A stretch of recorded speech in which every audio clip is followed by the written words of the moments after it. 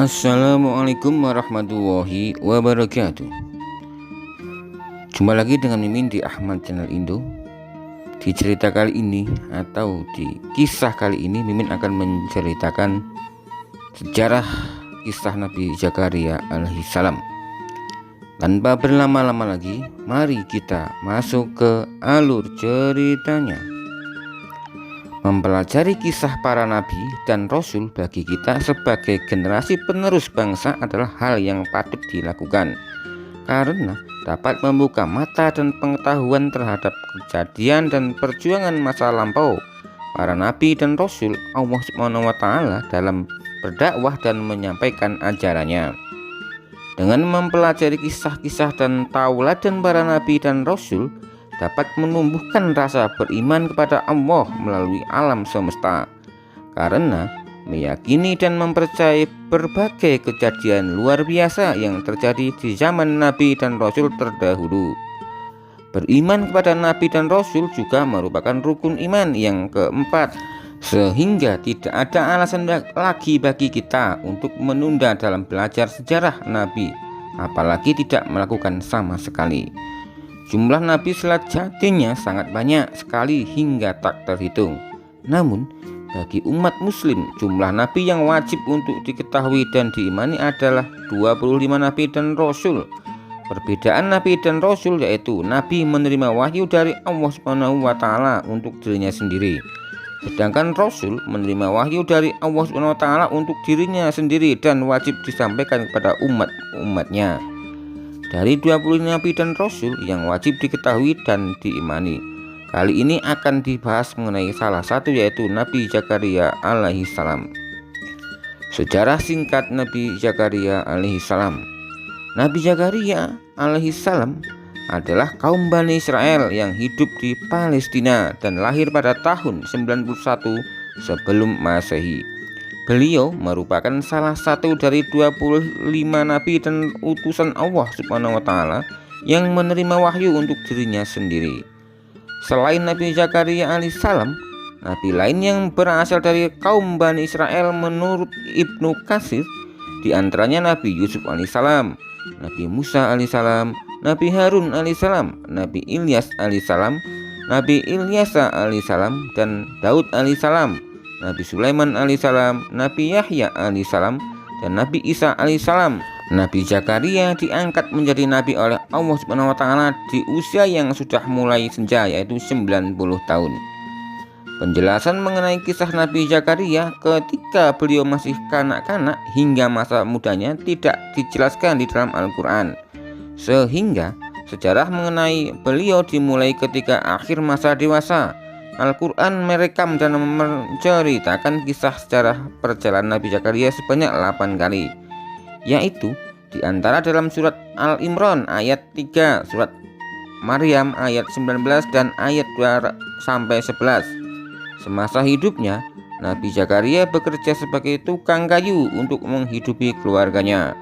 Mengenai pekerjaan dari Nabi Zakaria tersebut dibuktikan dari Abu Hurairah, Rasulullah SAW bersabda, yang artinya Nabi Zakaria adalah seorang tukang kayu. Hadis riwayat Muslim halaman 4384 dan Ibnu Majah 2141. Nabi Zakaria adalah nabi termasyhur yang merupakan keturunan dari Nabi Sulaiman alaihissalam. Nama istrinya yaitu Al-Yahbi yang berasal dari keluarga Nabi Harun alaihissalam. Nama lengkap istri Nabi Zakaria alaihissalam adalah Ilyasya binti Fakut bin Kabil.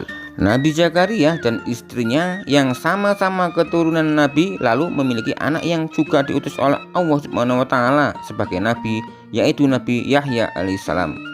Semasa hidupnya, Nabi Zakaria juga berperan sebagai pelindung dari Maryam, ibunda Nabi Isa alaihissalam. Beliau adalah wali dari Hekal. Sosok Nabi Zakaria alaihissalam dalam merawat Maryam. Nabi Zakaria alaihissalam adalah sosok yang menjaga, mengasuh, dan merawat Maryam, ibunda Nabi Isa alaihissalam. Beliau merawat dan menjaga Maria bersama istrinya, ayah kandung Maryam bernama Imran, ulama Bani Israel, yang pada saat itu mendatangi Nabi Zakaria alaihissalam untuk menitipkan anak perempuannya, yaitu Maryam. Sedangkan ibu kandung Maryam adalah Hannah binti Fakuds yang juga merupakan saudara ipar Nabi Zakaria alaihissalam. Maryam diasuh oleh Nabi Zakaria dan istrinya sejak Maryam masih kecil. Meskipun bukan anak kandung, Maryam diperlakukan dengan penuh kelembutan dan kasih sayang. Bentuk kasih sayang kepada Maryam salah satunya adalah membuatkan tempat beribadah khusus untuk Maryam di Baitul Maqdis, sekarang yaitu Masjidil Aqsa. Ruang khusus untuk Maryam melakukan ibadah yang dibuat oleh Nabi Zakaria alaihissalam bernama mihrab. Hal tersebut menjadikan Nabi Zakaria alaihissalam sebagai orang pertama yang tercatat dalam membuat mihrab. Pada saat kehadiran Maryam di keluarga kecil Nabi Zakaria, waktu itu Nabi Zakaria alaihissalam masih belum memiliki keturunan dari hasil pernikahannya dengan Al-Yahbi. Itulah salah satu alasan mengapa Nabi Zakaria alaihissalam dan istrinya sangat senang dengan kehadiran Maryam dan memperlakukannya layaknya anak kandung sendiri. Dikisahkan Nabi Zakaria alaihissalam adalah salah satu dari 25 nabi yang diutus untuk mengembalikan akhlak Bani Israel di Palestina yang banyak melakukan dosa besar seperti kezaliman, kemungkaran dan mengubah agama yang diajarkan oleh Nabi Musa alaihissalam. Inti dari dakwah Nabi Zakaria alaihissalam adalah menyeru kepada kaum Bani Israel untuk bertobat dan menyembah Allah Subhanahu wa Ta'ala, yang dapat kita pelajari pada buku Nabi Zakaria alaihissalam, nabi yang sabar menanti keturunan. Kegiatan dakwah Nabi Zakaria alaihissalam dipusatkan di Bait al-Maqdis. Bait al-Maqdis adalah tempat di mana kuil dari Nabi Sulaiman alaihissalam penuh didirikan. Ciri dari dakwah Nabi Zakaria adalah kelemah lembutan. Beliau pun terkenal memiliki adab untuk berdoa kepada Allah Subhanahu wa Ta'ala dengan lemah lembut. Meskipun dalam proses dakwah Nabi Zakaria alaihissalam kerap menjumpai kesulitan dan jalan buntu, namun beliau cukup disegani dan dihormati oleh kaum Bani Israel karena sifat dan tutur kata beliau yang alim dan bijaksana. Cobaan yang diberikan oleh Allah Subhanahu wa Ta'ala terhadap dakwah Nabi Zakaria alaihissalam adalah beliau yang tak kunjung memiliki keturunan, padahal usia Nabi Zakaria alaihissalam dan istrinya saat itu sudah senja. Pada momen tersebut Nabi Zakaria alaihissalam sangat sedih dan bingung tentang keberlanjutan dakwah yang beliau lakukan apabila tidak memiliki keturunan laki-laki.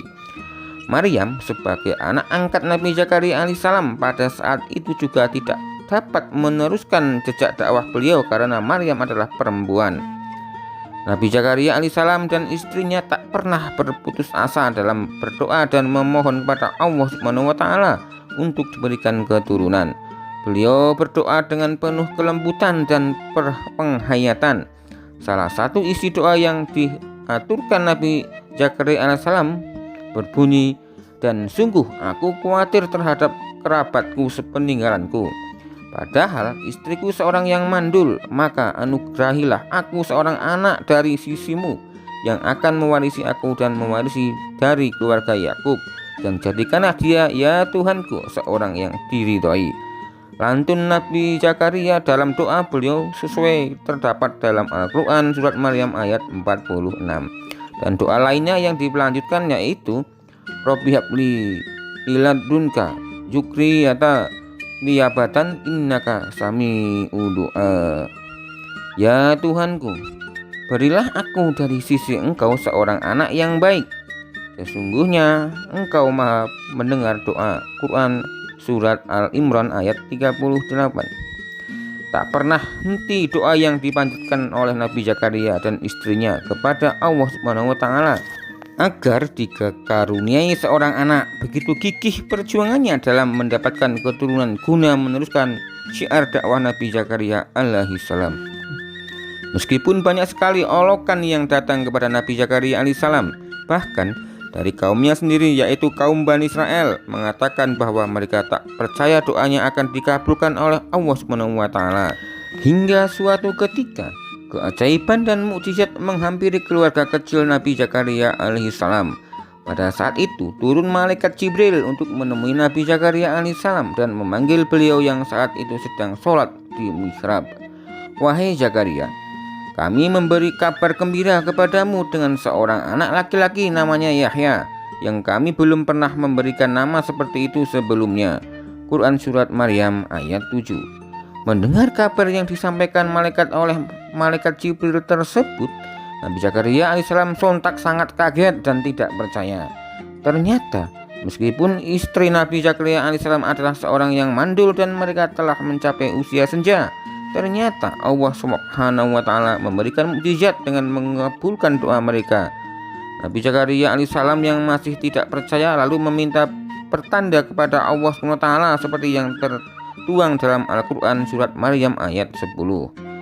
Dia Zakaria berkata, "Ya Tuhanku, berilah aku suatu tanda." Allah berfirman, "Tandamu ialah engkau tidak dapat bercakap-cakap dengan manusia selama 3 malam padahal engkau sehat." Quran Surat Maryam ayat 10.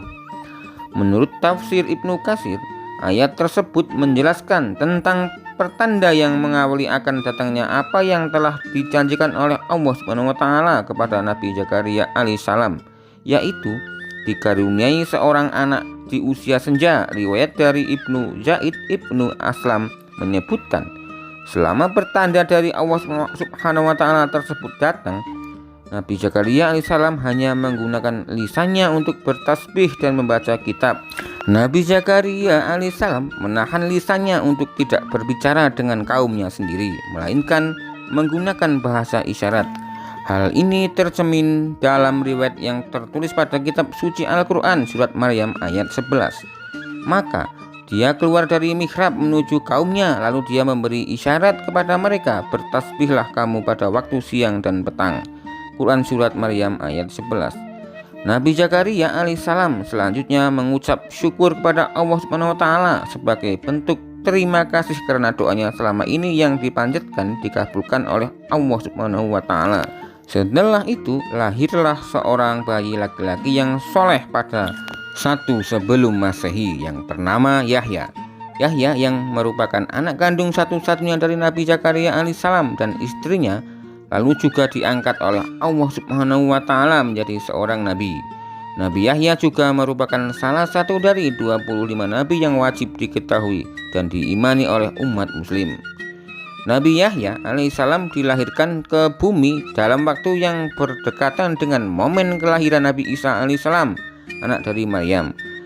Namun beberapa riwayat menjelaskan jika kelahiran Nabi Yahya alaihissalam adalah mendahului 3 bulan daripada kelahiran Nabi Isa alaihissalam. Ketika Nabi Yahya mulai beranjak dewasa, ia diajak oleh Nabi Zakaria untuk berdakwah bersama kepada kaum Bani Israel. Nabi Zakaria alaihissalam dan Nabi Yahya alaihissalam juga bersama-sama melawan Raja Herodus yang merupakan penguasa Bani Israel dan bersifat zalim dan keji. Kematian Nabi Zakaria alaihissalam. Riwayat menyebutkan jika Nabi Yahya alaihissalam pergi meninggalkan dunia terlebih dahulu sebelum disusul oleh Nabi Zakaria alaihissalam. Penyebab kematian Nabi Yahya alaihissalam adalah dibunuh oleh orang suruhan Herodia. Pada saat itu dikisahkan Bani Israel dikuasai oleh penguasa yang zalim, yaitu Raja Herodus. Raja Herodus memiliki keinginan dan niat untuk menikahi anak perempuan tirinya, yaitu Herodia. Pernikahan tersebut ditentang oleh Nabi Yahya alaihissalam dikarenakan tidak sesuai dengan hukum Taurat. Herodia pun tidak terima atas penentangan Nabi Yahya alaihissalam terhadap pernikahan yang akan dilakukannya. Ia pun menyuruh Herodus untuk membunuh Nabi Yahya alaihissalam. Nabi Yahya alaihissalam pun ditangkap, dipenjara, dan dibunuh sesuai permintaan Herodia. Ketika kabar kematian Nabi Yahya alaihissalam sampai ke telinga ayahandanya, yaitu Nabi Zakaria alaihissalam, dan mengetahui bahwa Allah telah menghukum pembunuhnya dengan mengubur mereka hidup-hidup, maka selanjutnya Nabi Zakaria alaihissalam pun melarikan diri menuju sebuah kebun di Baitul Maqdis. Ketika dalam perjalanan melarikan diri dan melewati pepohonan, tidak disangka pepohonan tersebut memanggil Nabi Zakaria dan membuka diri untuk dimasuki sebagai tempat persembunyian dari Nabi Zakaria alaihissalam. Namun sayangnya ada iblis yang melihat dan mengetahui tempat persembunyian Nabi Zakaria alaihissalam tersebut. Iblis pun memotong kain baju Nabi Zakaria alaihissalam dan menemui orang-orang yang sedang mencari Nabi Zakaria alaihissalam. Sembari menunjukkan potongan baju Nabi Zakaria alaihissalam sontak. Ketika melihatnya, orang-orang tersebut meminta iblis untuk memberitahu lokasi persembunyian dari Nabi Zakaria alaihissalam. Setelah ditunjukkan oleh iblis, mereka langsung menghantam pohon tersebut menggunakan kapak hingga terbelah menjadi dua. Nabi Zakaria alaihissalam pun meninggal dunia dan Allah Subhanahu wa taala mengganjar kaum Bani Israel atas kematian Nabi Zakaria alaihissalam dengan cara membunuh para pembesar mereka dan menawan ratusan orang. Mukjizat Nabi Zakaria alaihissalam. Secara bahasa, mukjizat berasal dari kata mukjiz yang memiliki arti melemahkan atau mengalahkan. Mukjizat adalah kejadian atau peristiwa luar biasa hingga sulit dijangkau oleh akal manusia yang terjadi pada diri Nabi dan Rasul Allah Subhanahu wa taala. Setiap Nabi dan Rasul Allah anugerahi dengan mukjizat untuk menunjukkan bahwa mereka adalah orang istimewa yang dipilih oleh Allah Subhanahu wa taala untuk menerima wahyu dan menyebarkannya kepada kaum-kaum yang ingkar dan zalim terhadap Allah Subhanahu wa taala. 3 mukjizat yang dimiliki oleh Nabi Zakaria alaihissalam, yaitu Nabi Zakaria alaihissalam dan istrinya membaktikan diri mereka bersama hidupnya untuk mengurus dan menjaga Baitul Maqdis. Baitul Maqdis merupakan tempat ibadah peninggalan dari Nabi Sulaiman alaihissalam yang juga digunakan oleh Nabi Zakaria alaihissalam untuk tempat berdakwah. Nabi Zakaria mendapatkan keturunan dari Allah SWT, seorang anak laki-laki yang soleh bernama Yahya. Meskipun usia Nabi Zakaria alaihissalam saat itu sudah sangat tua, sekitar 100 tahun, dan istrinya adalah seorang yang mandul. Nabi Zakaria alaihissalam dapat masuk dan bersembunyi di dalam pepohonan ketika dikejar dan diburu oleh orang-orang yang akan membunuhnya. Terdapat begitu banyak hikmah dan suri tauladan yang dapat diambil dari kisah Nabi Zakaria alaihissalam yang telah diceritakan. Salah satu pelajaran yang dapat dipetik atau diambil adalah Allah Subhanahu wa taala adalah Maha mendengar doa umatnya. Berbagai mukjizat dan karya fenomena lainnya dalam sejarah agama Islam juga bisa kita temukan pada kisah-kisah Nabi yang lain. Nabi Zakaria alaihissalam pun menunjukkan cara berdoa yang penuh ketulusan dan kelembutan serta berbaik sangka kepada Allah Subhanahu wa taala bahwa Allah Subhanahu wa taala mendengar semua doa hambanya dan akan mengabulkannya. Nabi Zakaria alaihissalam pun mencontohkan sikap amanah, yaitu menjaga dan merawat Maryam dengan tulus saat Maryam yang saat itu tidak memiliki ayah dititipkan kepadanya. Itulah kisah mengenai Nabi Zakaria alaihissalam yang meliputi sejarah singkat, perjalanan dakwah, dan mukjizat Nabi Zakaria alaihissalam.